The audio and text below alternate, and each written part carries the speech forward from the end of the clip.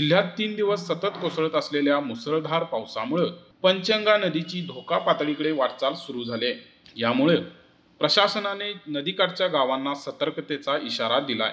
याच पार्श्वभूमीवर अनेक गावांमध्ये पाणी शिरण्याचा धोका संभवलाय। त्यामुळे नागरिकांचं स्थलांतर करायला सुरुवात झाली आहे। कोल्हापूर शहरालगत असलेल्या चिखली गावातील नागरिकांचं स्थलांतर करायला सुरुवात झाली आहे। धरण क्षेत्रात धुवाधार पाऊस सुरू असल्याने नद्यांच्या पाणी पातळीत झपाट्याने वाढ होत आहे। राधानगरी धरणासह 16 धरण क्षेत्रात अतिवृष्टी सुरू झाली आहे। त्यामुळे नद्यांच्या पाणी पातळीत झपाट्याने वाढ होत चालली आहे। त्यामुळे नदीकाठच्या गावांमध्ये भीतीचं वातावरण पसरले।